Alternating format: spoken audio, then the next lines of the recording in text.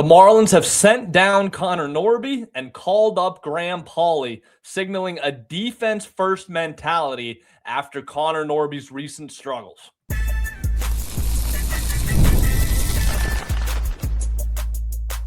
You are Locked On Marlins, your daily podcast on the Miami Marlins. Part of the Locked On Podcast Network, your team every day.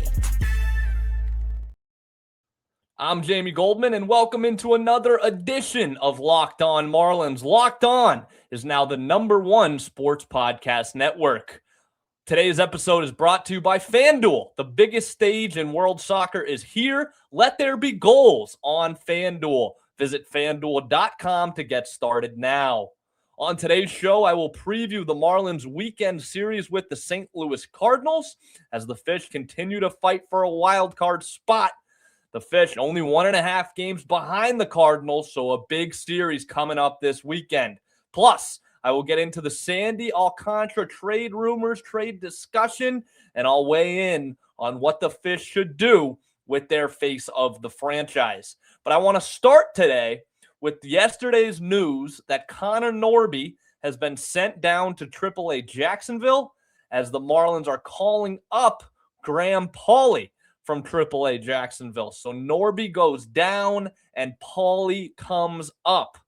A lot of the chatter online has been about why not Leo Jimenez? Why Norby but not Jimenez? And also Pauley's bat hasn't been great. What's the meaning of this move? So I'm going to get into it. Well, Norby, if you've been watching the Marlins, if you've been listening to this show, you know that Connor Norby hasn't exactly lived up to expectations so far this season. In 65 games, he's batting just above 200 at 205. And his game in the field, his defensive abilities haven't been great either. The transition to first base has been meh.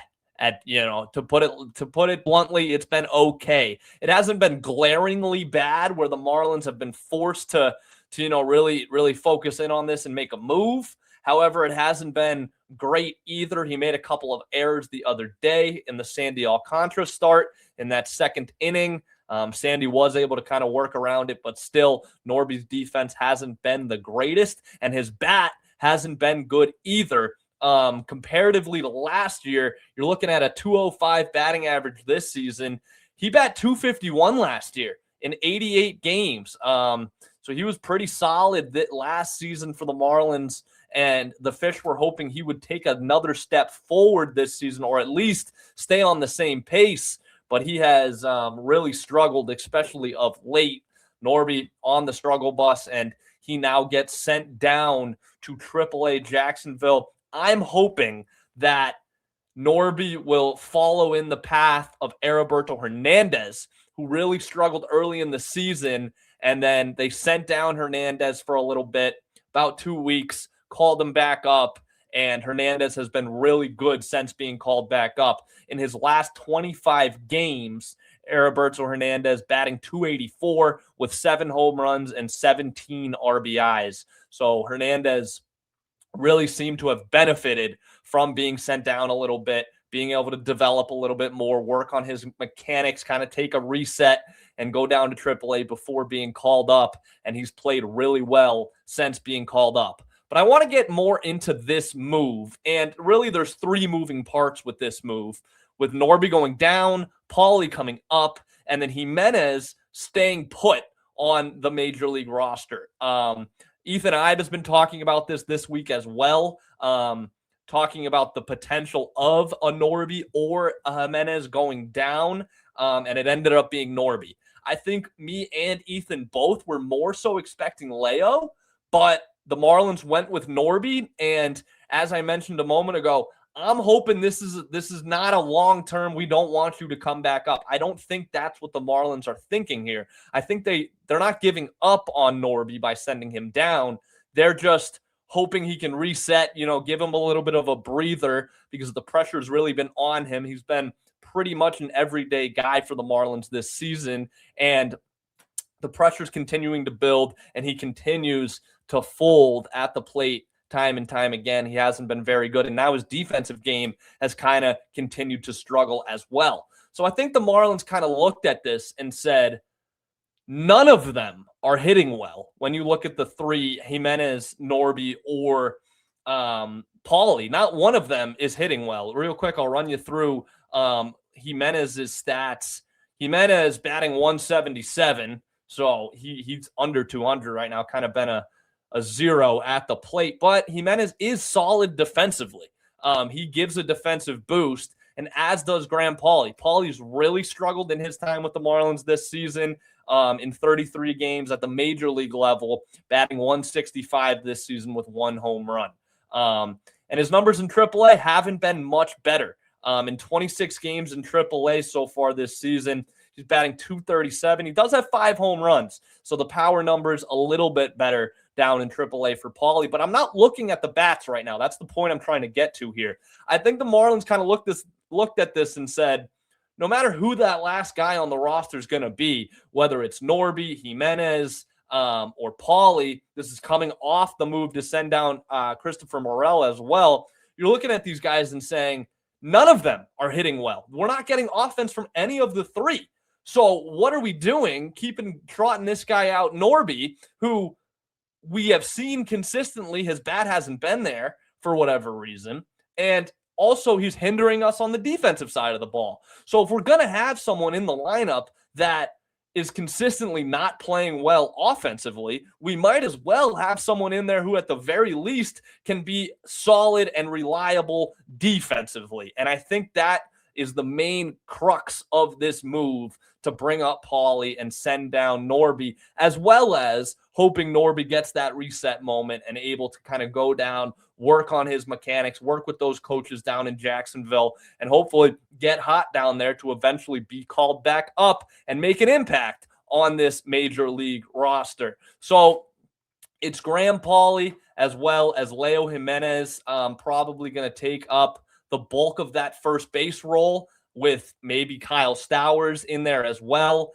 Griffin Conine in there as well. Conine only 3 games since being reinstated from injury. He hasn't been great since being called back up, since coming back from that injury. But, that's an adjustment period. Very common for guys coming back from injury to struggle a little bit out of the gates. Conine did play really well to start this season, so we're still holding out hope that he's going to turn it back on here. And also the Marlins kind of easing him back in, giving him a game on, a day or two off, game on, so forth, and so be it. So we're looking at a AAA reset for Norby, similar to what the Marlins did with Heriberto Hernandez. Also, worth mentioning, Liam Hicks is still out with an injury. He's still currently on the IL. So that's another guy that usually would slot in and play first, because Joe Mack has taken control of that catcher position. But I look at a guy like Hicks that's injured right now, another reason to kind of bolster this defensive unit for the Marlins. Bring up Pauley. I look at Pauley, and I think he's a lot more reliable defensively than Norby is. And I think the same thing is true for Jimenez. Now, I don't expect Pauley and Jimenez to be in the lineup together. Both of them are, guys that are just in there to fill a role and play a position, whether that be first base or third base on any given game. I think those guys will kind of be another option to go on the corners of the infields. If you have Stowers at first, Sanoja's another guy that can play third. I think either Leo or Graham will be on the opposite end of that. So Norby sent down. It was a little, a bit of a head scratcher. I was kind of expecting Leo to go down and continue giving Norby chances and giving him opportunities, but the Marlins went the other direction, sending him down. Again, I don't think this is the end for Connor Norby. I do think he'll be back up. If I had to make a prediction right now, I'd say he'd be back up this season. But you never know what's going to happen with who emerges, whose game falls apart, if there's injuries that come into play. So a lot to be seen here in the second half of the season, including the trade deadline on August 3rd. So up next, there's been a lot of rumors. There's been a lot of chatter online. And I'm going to tell you why the Miami Marlins should not trade franchise ace Sandy Alcantara this season.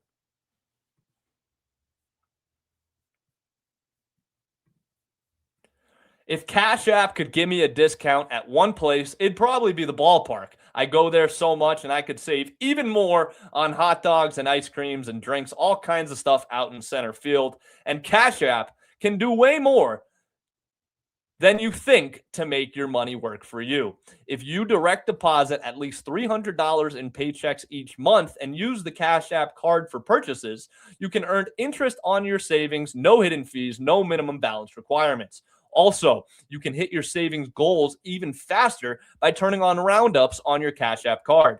With roundups, each purchase you make using the card is rounded up to the nearest dollar, and that spare change is automatically put into your savings. Don't let your money sit around and gather dust. Make it work for you. Take advantage of interest savings on Cash App today. New Cash App customers can earn $10 if they use code CASHAPP10 in their profile at sign up and send $5 to a friend within 14 days. Terms apply. There's nothing like watching a Marlins game, and it's even better when you get to watch it live. The only problem, getting tickets can feel like a grind. Long queues, surprise fees, prices jumping at the checkout. That's where there's Game Time. The Game Time app gives fans the advantage with constant innovation. It's how you unlock amazing tickets and experiences in just a few taps. It's simple to use. The Game Time guarantee means you get 100% authentic tickets delivered on time at the best price. And here's the best part. Fees are included in the price you see. What you see is what you pay, period. Also, the seat views feature is huge. You can see the panoramic view from your exact seat before you buy. And zone deals, they help you pick the section and save even more while Game Time selects your seat for you. You can follow your favorite team and get alerts when new deals drop. There's always good deals on Marlins games, and you can find them on Game Time. 2 taps and it's done. No stress, no hidden fees. Just no stress, no hidden fees, just great seats in minutes. That's what makes it so easy to decide last minute to hit a game. Take the guesswork out of buying MLB tickets with Game Time. Download the Game Time app, create an account, and use code LOCKEDON for $20 off your first purchase. Terms apply. Again, create account and redeem code LOCKEDON for $20 off. Download the Game Time app today.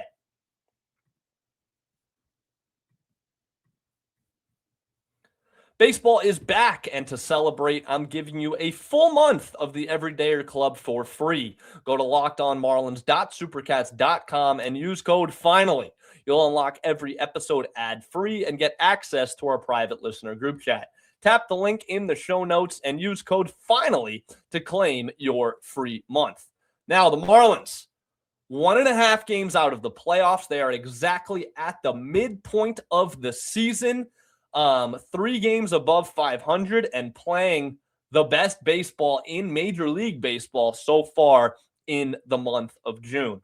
And a lot of that has to do with their ace, the face of the franchise, the man who's been here longer than any other player on this Marlins roster right now. And that man is Sandy Alcantara. And every season, but especially this season, we hear a lot of talk. We hear a lot of rumors about the Marlins potentially looking to trade their franchise ace. And before I tell you why they shouldn't trade Sandy, I'll get into some of the reasons people say they should.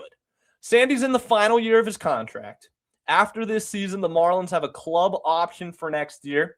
His contract is only getting more expensive, and he's playing really well. A contending team could probably give up some good value for a guy like Sandy Alcantara. He's very attractive to a competing team, a guy that can go deep into ball games, a veteran pitcher, a former Cy Young, a guy who's starving for some playoff action.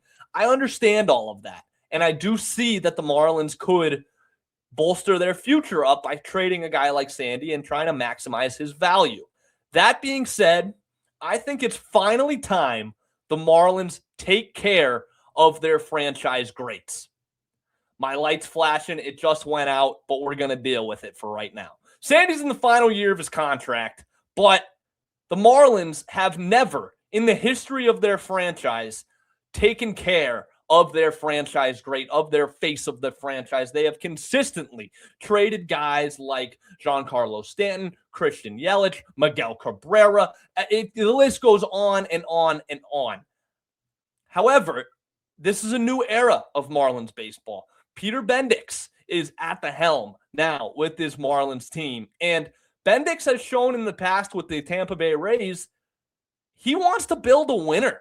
And I just talked about the Marlins wanting to maybe maximize his value and trade him to a contending team. But the way I see it right now, the Marlins are a contending team. This is not a small sample size. They're halfway through this season, and they're on the upswing right now. This team was 8 games below 500 not too long ago. Now they're 3 games above 500. In the last month, 2 months or so, the Marlins have made an 11-game swing in their season. So they're hot, they're playing better as of late, and they're right in the mix of a playoff spot. You're telling me that team, take away the labels, take away the Marlins logo, take away everything else. You're telling me a team that's playing some of the best baseball in the entire league right now, a team that's fighting for a playoff spot, a team that has all this stuff going on, that team is going to trade arguably their best pitcher in the face of the franchise?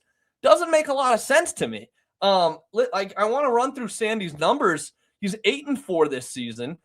He's got an ERA just above 4.01. But more importantly, he's playing really good as of late. He's gone over 6 innings in his past 5 starts. In fact, he's only gone 2 starts this season that he hasn't gone at least 6 innings. He's going really deep into games. He's playing well. He's keeping the Marlins in it. Also, he's the leader of this team. He's a really good friend and mentor of Yuri Perez. That's been talked about consistently. That's common knowledge around the Marlins organization. And I feel like it's safe to say that Yuri isn't the only Marlins pitcher on this team and in this organization that looks up to Sandy Alcantara. Sandy has been through the good and the bad of this season. And I think it's of this franchise. And I think it's only fair to Sandy that the Marlins give him an opportunity to build on what he kind of started here in Miami. He's come through big time this season. With all the injuries that the Marlins have had, he has gone out there consistently and gone deep into ball games, kept the Marlins in it, and he's compiled a bunch of wins in a row. 5 straight wins for Sandy, 5 straight wins for the Marlins when Sandy is on the mound. I just don't think it makes sense to trade that guy for a long-term franchise outlook. You know, other players know that the Marlins have a stigma of developing their players and then trading them out and then redeveloping prospects, and the cycle continues, which is a way of doing business. That's the way the Marlins have consistently done business. It's the way that the Marlins have been forced to do business because of their payroll deficiencies. However, at some point, you need to show the league and show your players that we do value if you put in a lot of time and a lot of effort and a lot of hardships in this organization. The Marlins need to recognize that and reward that. For the first time in franchise history, I think it's time with the guy like Sandy Alcantara. I want him to spend his entire career with the Marlins. And when it's all said and done, 22 should be hanging up in the Lone Depot rafters right next to the 2 World Series banners.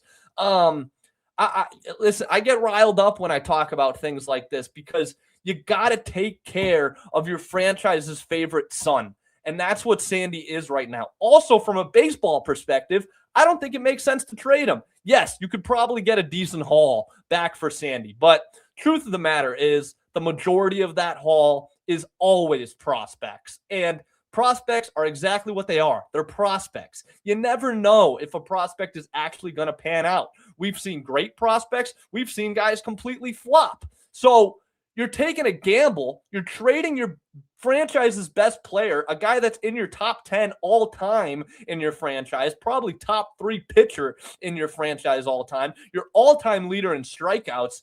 Why are you looking to trade that guy? It makes no sense to me. If it were up to me, I'd keep Sandy around, and I understand finances go into this. You know, how much is he going to be asking for in a contract negotiation? All of those other factors do play into it. But for me, it comes down to one thing. You need to recognize and reward guys that have spent time and gone through hardships and have been a leader on your team.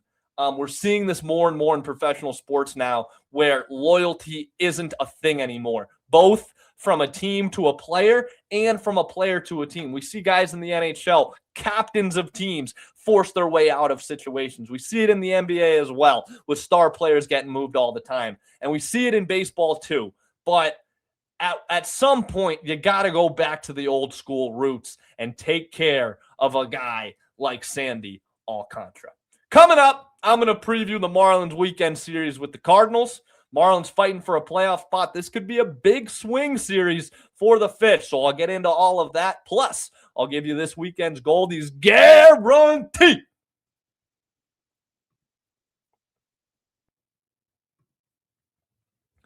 The biggest stage in world soccer is here, and every match feels like it has the potential for a memorable moment.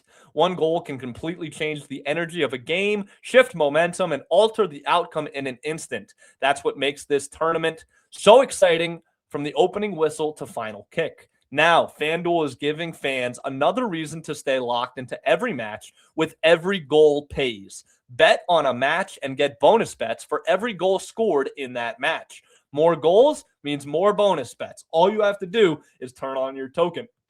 I'm so excited for the USA to head to the knockout round. This is the best USA team I can remember. Right now, from that first game, you could see the intensity with that group right away, the way they came out in that first game. And I live for those matchups where teams are aggressive offensively, because those games can open up fast. And we saw that with the USA. We even saw that in the game the other night with the USA against Turkey, the one that they lost. The more chances being created, the more momentum swings, and the more exciting the match becomes. And now you can benefit from each goal scored. From the opening whistle to the final kick, let there be goals on FanDuel. Visit FanDuel.com to get started now. ED is way more common than most guys think. Millions of guys deal with it at some point, and that's exactly why HIMS offers a straightforward way to handle it. HIMS connects you with licensed healthcare providers online, giving you access to legitimate ED treatment options from the comfort of your home. No awkward appointments, no pharmacy lines, just a straightforward process that makes it easier to take care of yourself. The whole process is simple. You just complete an online intake form, and a provider reviews your information. If treatment is right for you, it ships directly to your door in discreet packaging, which makes the whole experience feel private and stress-free. To get simple online access to personalized, affordable care for ED, hair loss, weight loss, and more, visit hims.com/lockedonmlb. That's hims.com/lockedonmlb for your free online visit. hims.com/lockedonmlb. Prescription required. See website for details and important safety information. Sildenafil is the generic version of Viagra. Viagra is a registered trademark of Viatris Specialty LLC. HIMS is not affiliated with or endorsed by Viatris.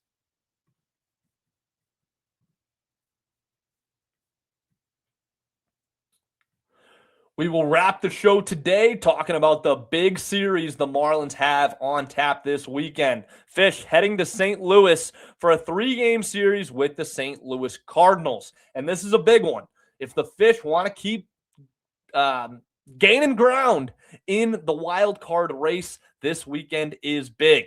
St. Louis, give you a quick outlook on them. They're currently 42-36, so the same amount of wins as the Marlins, but they haven't played as many games. So the Cardinals currently are 1.5 games ahead of the Marlins for that final wild card spot in the National League. And folks, we have officially reached the second half of the season here, as game 82 is on tap here tonight for the Marlins. The Fish have kept their head above water. They have more than kept their head above water. In fact, they are one of the hottest teams in baseball right now in the month of June, and they're looking to keep it going with about 5 days left in the month. And the Fish heading on a 10-game road trip right now, the first 3 in St. Louis, a big weekend to get things started here.